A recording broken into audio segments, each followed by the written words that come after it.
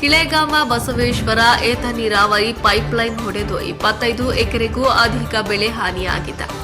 ಹೌದು, ಕಾಗವಾಡ ಮತಕ್ಷೇತ್ರದ ಬರಪೀಡಿತ ಭಾಗದ ರೈತರ ಕನಸಿನ ಬಹು ನಿರೀಕ್ಷಿತ ಕಿಳೆಗಾಮ ಬಸವೇಶ್ವರ ಏತ ನೀರಾವರಿ ಮೊದಲ ಹಂತದ ಕಾಮಗಾರಿ ಕಳೆದ 2 ತಿಂಗಳಿಂದ ಪ್ರಾರಂಭಗೊಂಡು ರೈತರ ಮುಖದಲ್ಲಿ ಮಂದಹಾಸ ಮೂಡಿತ್ತು.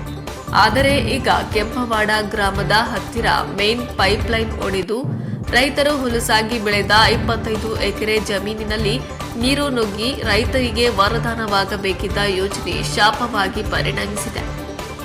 ಇಂದು ದಿನಾಂಕ 29 ಸೋಮವಾರದಂದು ಬೆಳಗ್ಗೆ 8:30 ಸುಮಾರಿಗೆ ಏತ ನೀರಾವರಿ ಕಾಲುವೆಯ ಮೇನ್ ಪೈಪ್ಲೈನ್ ಒಡೆದು ತಮ್ಮ ಬೆಳೆಗಳಿಗೆ ನೀರು ನುಗ್ಗಿತನ ಕಂಡು ಅಲ್ಲಿಯ ರೈತರು ಸಂಬಂಧಪಟ್ಟ ಅಧಿಕಾರಿಗಳಿಗೆ ಮಾಹಿತಿ ನೀಡಿದ್ರು. ಆದರೆ ಇಲ್ಲಿಯವರೆಗೂ ಯಾವ ಅಧಿಕಾರಿಗಳು ಸಹ ಸ್ಪಂದಿಸುತ್ತಿಲ್ಲ. ತಾವು ಕಷ್ಟಪಟ್ಟು ಬೆಳೆದ ಬೆಳೆಯು ತಮ್ಮ ಕಣ್ಣು ಮುಂದೆ ಹಾಳಾಗುತ್ತಿರುವುದನ್ನು ಕಂಡ ರೈತರು ಅಳಲನ್ನ ತೋಡಿಕೊಂಡಿದ್ದಾರೆ. ಸಂಬಂಧಪಟ್ಟ ಅಧಿಕಾರಿಗಳು ಕೂಡಲೇ ಇದನ್ನ ರಿಪೇರಿ ಮಾಡಬೇಕು, ಇದಕ್ಕೆ ಸರ್ಕಾರ ಪರಿಹಾರ ನೀಡಬೇಕೆಂದು ಒತ್ತಾಯಿಸಿದ್ದಾರೆ.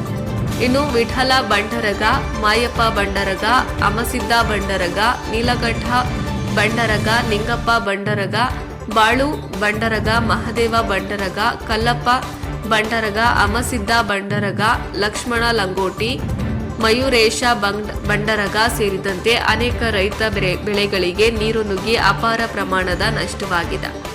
ಒಟ್ಟಿನಲ್ಲಿ ರೈತರಿಗೆ ವರದಾನವಾಗಬೇಕಿದ್ದ ಯೋಜನೆ ರೈತರ ಬೆಳೆಗೆ ಹಾನಿಯುಂಟು ಮಾಡಿದ್ದು ರೈತರ ಮುಖದಲ್ಲಿ ಮಂದಹಾಸವನ್ನ ಅಡಗಿಸಿದೆ. ಕಳೆದ 1 ತಿಂಗಳಿಂದ ನೀರು ಬಿಡಲಾಗುತ್ತಿದೆ, ಆದರೆ ಇಲ್ಲಿಯವರೆಗೆ ಯಾವುದೇ ರೀತಿಯ ಹಾನಿಯಾಗಿಲ್ಲ. ಆದರೆ ಇವತ್ತು ಇದ್ದಕ್ಕಿದ್ದಂತೆ ನೀರು ಹೊರಬರುತ್ತಿರುವ ಬಗ್ಗೆ ಗಮನಕ್ಕೆ ಬಂದಿದೆ. ಅದನ್ನು ಶೀಘ್ರವಾಗಿ ಸಮಸ್ಯೆ ಪರಿಹರಿಸಲಾಗುವುದು ಎಂದು ಪ್ರವೀಣ್ ಹುಣಶಿಕಟ್ಟಿ ತಿಳಿಸಿದರು.